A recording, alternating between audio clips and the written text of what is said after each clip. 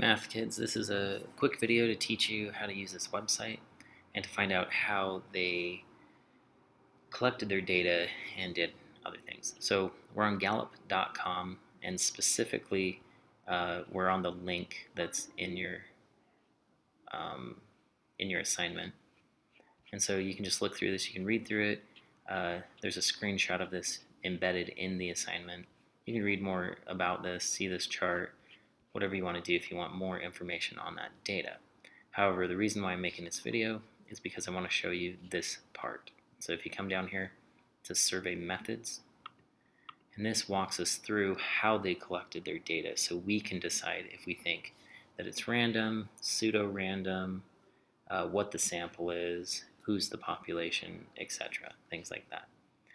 Now, so if we read through this, results for this Gallup poll are based on telephone interviews conducted August 31st through September 13th.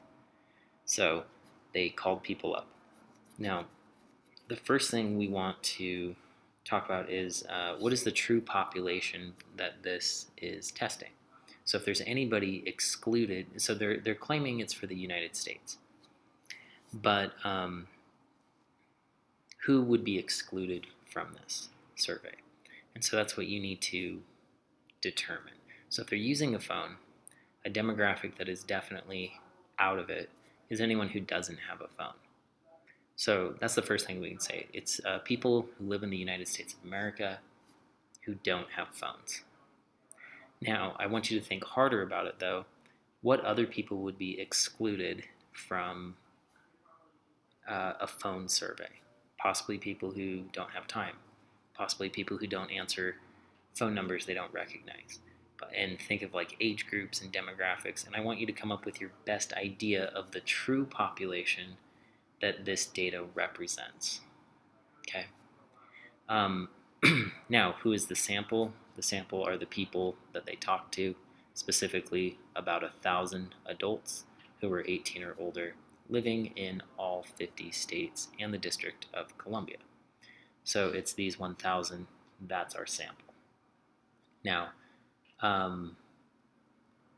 it's going to ask you if you agree with the way this was conducted. I'm not weighing in one way or another, whether it was a perfect survey or extremely non-perfect or somewhere in the middle. You have to decide that.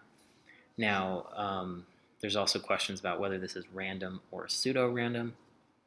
I'm sure if we look at the actual population, this is a very good example of being pseudo-random. But for the population that they're claiming, it's not is it random?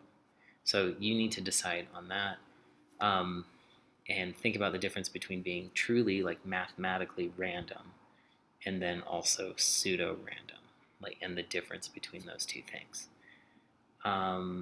And then basically you just need to mention ways that you could make this survey better. Don't constrain yourself with money or time or anything like that. Obviously, this is a business and they have those constraints, time and money and human power and all of that stuff. But pretend like you don't. How could you make this better? And yeah, then it just asks you some specific questions about the data up here. And that should be it. So if you need additional help, come to Math Lab. Until then, calculator.